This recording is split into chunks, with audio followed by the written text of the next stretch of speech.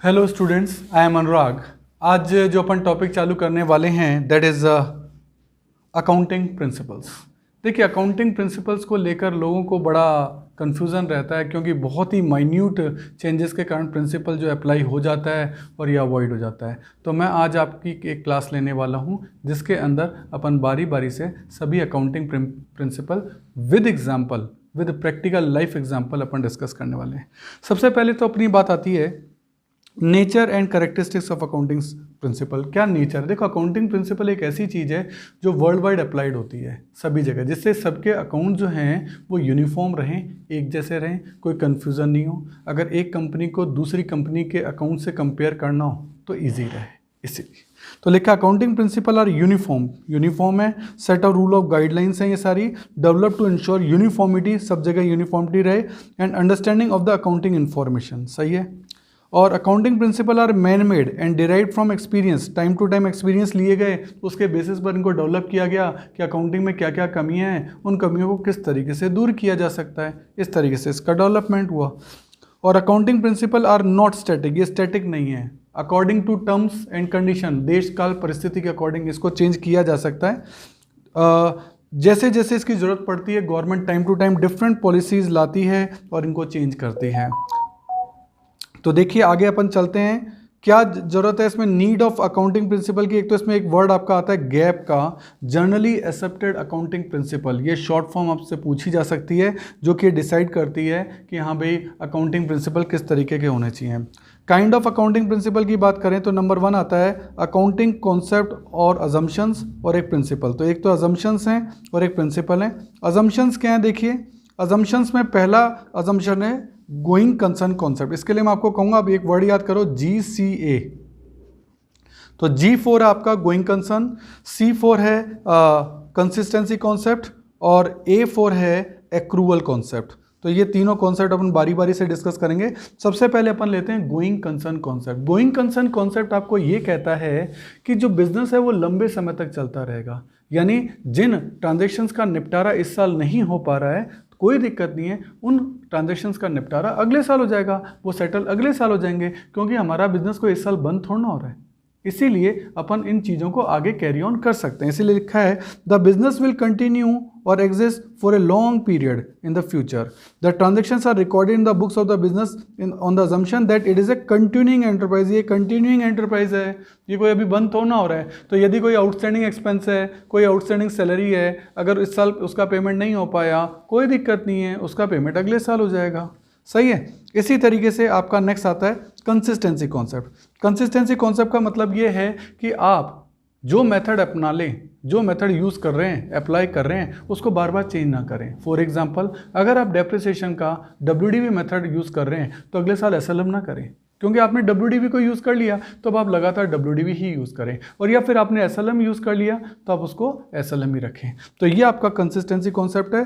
देखा, this concept state the accounting principle and method should remain consistent from year to year. Year to year क्या रहने चाहिए? Constant रहने चाहिए। These should not be change from year to year, हर साल इनको change नहीं करना चाहिए। लेकिन इसमें एक बात मैं बता दूं, कभी कभी ऐसा ज़रूरी हो जाता है अकाउंट्स की बेटर परफॉर्मेंस के लिए या अच्छा दिखाने के लिए कभी कभी चेंज करना ज़रूरी हो जाता है। तो उस कंडीशन में आपको वो चीज़ स्टेट कर देनी चाहिए कि किस कारण से हमने अकाउंटिंग पॉलिसीज़ को चेंज किया है, क्योंकि कभी कभी ये बिजनेस के लिए ज़रूरी भी होता है। नेक्स्ट आपका आता है एक्रूअल कॉन्सेप्ट या मैचिंग कॉन्सेप्ट। एक्रूअल कॉन्सेप्ट आपको ये कहता है कि जिस साल के खर्चे हैं वो उसी साल की इनकम में से लेस होने चाहिए, तभी नेट प्रॉफिट सही निकलेगा। कहने का मतलब है 2020 के खर्चे हैं तो वो 2000 के रेवेन्यू में से ही लेस होने चाहिए, जिससे कि सही प्रॉफिट निकल पाए, क्योंकि उसके लिए वही इनकम लेनी जरूरी है। मैच तो होनी चाहिए भाई, 2007 के एक्सपेंसेस हैं या तो 2007 की इनकम होनी चाहिए, 2020 के एक्सपेंसेस हैं तो 2020 की इनकम होनी चाहिए ना। अगर डिफरेंट हो गई तो फिर कैसे चलेगा? अच्छा, यहाँ ये जरूरी नहीं है कि खर्चों का पेमेंट हुआ हो या नहीं हुआ हो। खर्चे हुए हैं, मान लो खर्चा हुआ 12,000 का, आपने पे किया 10, तो भी आप 12,000 का ही खर्चा दिखाएंगे, क्योंकि अकर तो 12 ही हुआ है। तो एक्रूअल बेसिस ये कहता है कि एक्सपेंस पे हुआ या नहीं हुआ, that is not a matter, खर्चा हुआ है तो दिखाना है। ऐसे कोई इनकम है, इनकम 12,000 की है, रिसीव 11 ही हुई है, तो भी आप इनकम 12 ही दिखाएंगे, क्योंकि उस साल से रिलेट जो करती है वो तो 12 ही करती है। ये एक्रूअल बेसिस आपका कहलाता है। उसके बाद आपका आता है अकाउंटिंग प्रिंसिपल कि अकाउंटिंग प्रिंसिपल्स क्या हैं। उसमें सबसे पहला आपका आता है बिजनेस एंटिटी प्रिंसिपल।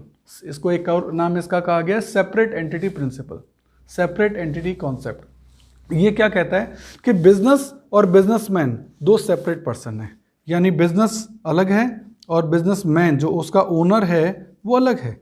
ये दो सेपरेट पर्सन है। तभी तो बिजनेसमैन जो ओनर है वो बिजनेस के अंदर पैसा लगाता है, दैट इज कैपिटल, और बदले में बिजनेस उसको क्या देता है, उसको इंटरेस्ट ऑन कैपिटल देता है। ये बात अपन जानते हैं। इसका मतलब ये दोनों पर्सन अलग अलग है।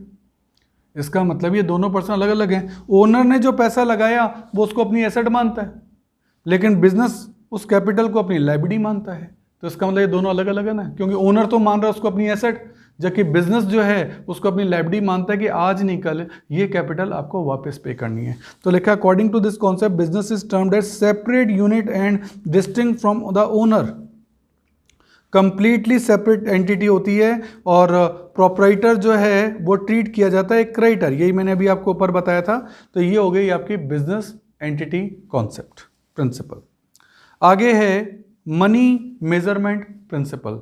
बिजनेस में उन्हीं ट्रांजैक्शन को लिखा जाता है, अकाउंट्स में उन्हीं ट्रांजैक्शन को लिखा जाता है जो कि मनी में मेजरेबल हो। अब हमारे एम्प्लॉय बहुत सेटिस्फाई हैं, इस बात को आप मनी में तो मेज़र नहीं कर सकते। हमारा मैनेजमेंट बहुत अच्छी क्वालिटी का है, इसको आप मनी में तो मेज़र नहीं कर सकते। तो इन सब चीज़ों का ध्यान में रखते हुए केवल उन्हीं ट्रांजैक्शन को लिखा जाता है जो कि मनी में मेजरेबल है। इसलिए लिखा है only those transaction and events are recorded which are capable of being expressed in term of money. तो मनी की टर्म में होनी चाहिए, ये बात अपन को ध्यान रखनी है। देन नेक्स्ट आपका आता है अकाउंटिंग पीरियड प्रिंसिपल। अकाउंटिंग एक पीरियड की होती है। नॉर्मली ये पीरियड 12 महीने का होता है। नॉर्मली ये पीरियड फाइनेंशियल ईयर होता है, यानी 1 अप्रैल से लेकर 31 मार्च तक। भाई आप अकाउंटिंग कर रहे हैं, उसका कोई पीरियड ही नहीं है, बस चली जा रही है जी। आपके अकाउंट कितने साल के हो गए जी, चल रहे हैं जी। तो प्रॉफिट लॉस कैसे निकालोगे, आपके बिजनेस की परफॉर्मेंस कैसे पता लगेगी, आपके बिजनेस की फाइनेंशियल पोजीशन कैसे पता लगेगी। तो ऑब्वियस हर 12 महीने में एक बार अकाउंट को कंक्लूड किया जाता है और पता लगाया जाता है कि हाँ भाई अभी पोजीशन क्या चल रही है। That's called accounting period principle. लिखा the user of financial statement need to know the results of the business at frequent intervals. उनको पता करना होता है तो हर 12 महीने में पता करना चाहते हैं। The entire life of the firm is divided into time interval, और ये टाइम इंटरवल नॉर्मली जो होता है वो 12 मंथ का होता है, और फाइनेंशियल ईयर आपका जो माना जाता है वो 1 अप्रैल से 31 मार्च जो है वो आपका माना जाता है। ठीक है। नेक्स्ट आपका आता है principle of full disclosure. Each and every information related to business should be shown in the accounts। यानी हर इंफॉर्मेशन जो बिजनेस से रिलेटेड है वो आपको शो करनी चाहिए, कोई भी इंफॉर्मेशन छुपानी नहीं चाहिए। That is misconduct. अगर आप ऐसा कर रहे हैं तो गलत है। तो हर इंफॉर्मेशन को दिखाना यही प्रिंसिपल है, इसको बोलते हैं प्रिंसिपल ऑफ फुल डिस्क्लोजर। और इसका एग्जाम्पल है कंटिजेंट लायबिलिटी। कंटिजेंट लायबिलिटी वो आपकी लायबिलिटी है जो कि अभी तक मैच्योर नहीं है, आपको पता नहीं है उसका पे करना है या नहीं करना। वो डिपेंड करता है किसी इवेंट के होने या ना होने पर। भाई एक कोर्ट केस चल रहा है, अगर आप हार गए तो आपको पे करना पड़ेगा, और अगर आप जीत गए तो आपको पे नहीं करना पड़ेगा। तो यानी ये एक ऐसी लायबिलिटी हो गई जो किसी इवेंट के होने या ना होने पर डिपेंड करती है। इसको कंटिजेंट लायबिलिटी कहते हैं। और इसको कहाँ दिखाएंगे, ये कोई मैच्योर लायबिलिटी तो है नहीं, ये कोई श्योर लायबिलिटी तो है नहीं। तो इसको दिखाया जाता है बैलेंस शीट के नीचे फुट नोट में। जो बैलेंस शीट आप बनाएंगे, जहाँ बैलेंस शीट ऐड होगी वहाँ यह फुटनोट के तौर पे स्टेट की जाएगी कि हाँ भाई हमारी एक पेंडिंग कोर्ट केस चल रही है और अभी उसका रिजल्ट आया नहीं है, पता नहीं हमें पे करना है या नहीं। आगे चलें, प्रिंसिपल ऑफ मेटेरियलिटी। इसका कहने का मतलब ये है कि बिजनेस में आप उन्हीं चीज़ों को दिखाते हैं जिनमें मटेरियल है। अब आपसे कोई पूछे कि आपके पास क्या है तो आप यही बताएंगे ना, मेरे पास घर है, गाड़ी है, बंगला है, बैंक बैलेंस है, मेरे पास माँ है। पर अब ये थोड़ा ना बताएंगे मेरे पास एक रिफिल है, एक शॉर्पनर है, एक इरेजर है। क्यों? इनमें इतना मैटर ही नहीं है। 25 रुपये का टोटल सामान नहीं है और अपन उसको मटेरियल में गिन रहे हैं, क्यों? उसमें इतनी वर्थ नहीं है। आप बताएंगे क्या? बड़ी बड़ी चीज़ें, गाड़ी है, बंगला है, बैंक बैलेंस है, यही तो बताएंगे। तो बिजनेस में भी जो छोटी चीज़ें जैसे स्टेशनरी है, तो स्टेशनरी को एसेट्स के तौर पे यूज़ ना करके खर्चे को मान लिया जाता है, क्योंकि उसमें इतना मटेरियल नहीं है, उसमें इतनी वर्थ नहीं है कि हम उसको एसेट्स के तौर पे गिनाएं। नेक्स्ट आता है प्रिंसिपल और कंजर्वेटिज्म और प्रूडेंस। इसके दो नाम है, कंजर्वेटिज्म एंड प्रूडेंस। क्या है इसका मतलब? आने वाले खर्चों को आप पहले से ही एस्टिमेट कर लें। आपको पता लग जाता है यार ये वाला जो पर्सन डेटर है ये मेरा पैसे नहीं देगा, मुझे ऐसा लग रहा है इसकी नीयत ख़राब है, तो आप पहले से ही प्रोविज़न बना लें। That's called provision for bad debts. आने वाले खर्चों को पहले से ही एस्टिमेट कर लेना। ध्यान देना, खर्चों को, एक्सपेंस को, इनकम को नहीं। इनकम को एस्टिमेट करने का कोई तरीका नहीं है।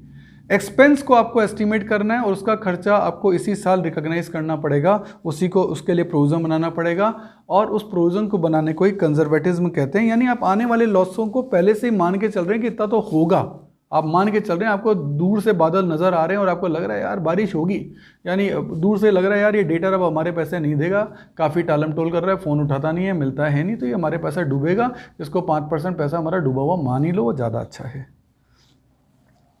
इसके अलावा कॉस्ट प्रिंसिपल, या जिसका नाम एक और नाम है हिस्टोरिकल कॉस्ट प्रिंसिपल, यानी बिजनेस में एसेट को हमेशा उनकी हिस्टोरिकल कॉस्ट पे दिखाना है, यानी जितने में हमने खरीदा था। आज से 10 साल पहले आपने कोई चीज़ एसेट 10 लाख की खरीदी थी तो उसको आप हमेशा 10 लाख पे ही दिखाएंगे, चाहे उसकी मार्केट वैल्यू आज 1 करोड़ है, लेकिन आप उसे 10 लाख पे दिखाएंगे, क्योंकि ये प्रिंसिपल ये कहता है कि हिस्ट्री की कॉस्ट यानी हिस्टोरिकल कॉस्ट पे ही आपको एसेट को दिखाना चाहिए।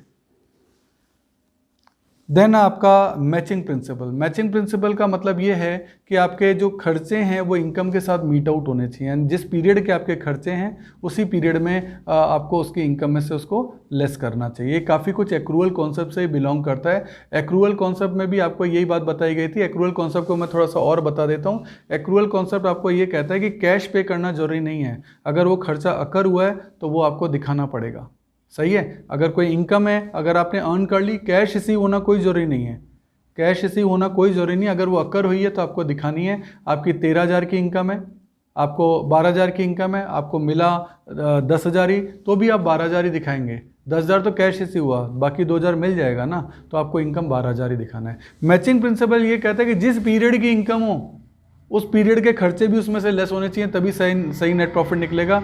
ये बात भी अपन को ध्यान रखनी चाहिए। आगे आपका dual aspect concept. Dual aspect concept ये कहता है, जैसे कि आपके न्यूटन ने कहा था हर एक्शन का इक्वल एंड अपोजिट रिएक्शन होता है, तो ऐसे ही डुअल एस्पेक्ट प्रिंसिपल आपको ये कहता है हर डेबिट का इक्वल एंड अपोजिट क्रेडिट होता है। अगर कोई चीज़ यहाँ डेबिट हुई है तो उतना ही अमाउंट किसी और अकाउंट में क्रेडिट भी होगा। इसी को डबल एंट्री सिस्टम कहते हैं। इसी के बेस पर आपकी पूरी अकाउंटिंग टिकी हुई है, इसी पे जर्नल एंट्रीज होती है और इसी के बेस पे बैलेंस शीट बनती है। तो ये आपका कहलाता है डुअल एस्पेक्ट प्रिंसिपल, कि हर ट्रांजैक्शन की एंट्री किन्हीं 2 अकाउंट में होगी और इक्वल अमाउंट से होगी।